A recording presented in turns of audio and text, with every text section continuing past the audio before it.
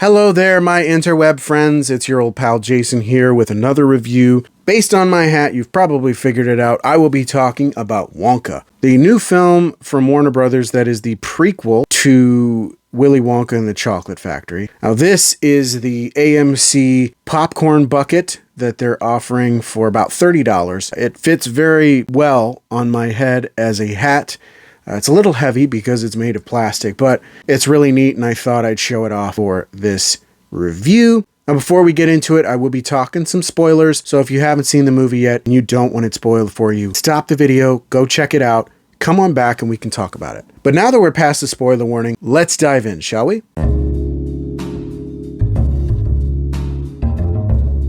I was a little apprehensive to see this movie because I loved Willy Wonka and the Chocolate Factory so much growing up. I did enjoy the Charlie and the Chocolate Factory film from Tim Burton with Johnny Depp because it was more accurate to the source material. And I haven't really seen anything with Timothée Chalamet in it, but I didn't really see him in the role of Willy Wonka at the time. And I saw the first couple trailers. I was intrigued, but not fully invested. But I decided to go see it anyway, again, because I was a fan of Willy Wonka and the Chocolate Factory, and because I was curious.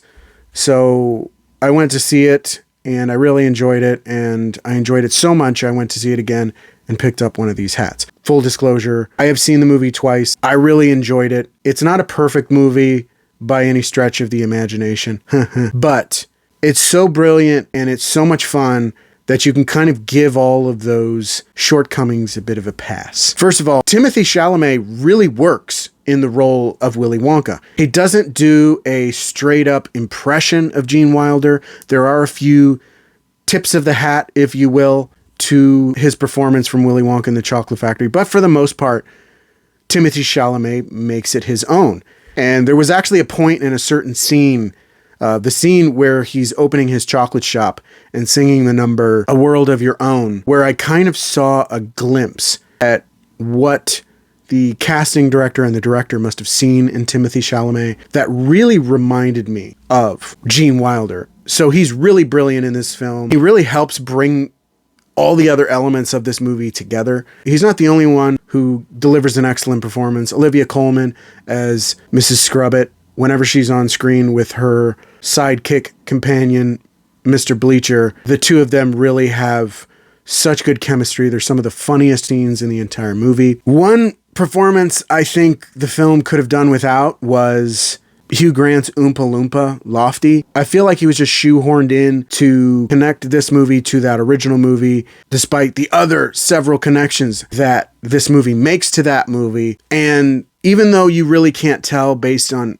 his performance on screen that he hated being an Oompa Loompa, I mean, he doesn't really fit in this movie. He comes in so late to really matter. And some of the stuff he does, while some of it might be crucial to the plot, other things really are unnecessary. A couple more shout outs in terms of performances. Matt Lucas plays one of the three members of the Chocolate Cartel, and he's pretty funny, being quite literal, but also kind of cartoony in his performance. And I've liked Matt Lucas for a long time, from Alice in Wonderland to Doctor Who, and even now in Wonka. It was really enjoyable. And Keegan Michael Key, he's really fun in his scenes, but the character itself is so one-dimensional that it kind of hampers it a little bit, but it is fun to see Keegan Michael Key in a movie of this caliber. I'm a big fan of his, so I really enjoyed seeing him. Also, Rowan Atkinson as the clergyman was really, really cool too.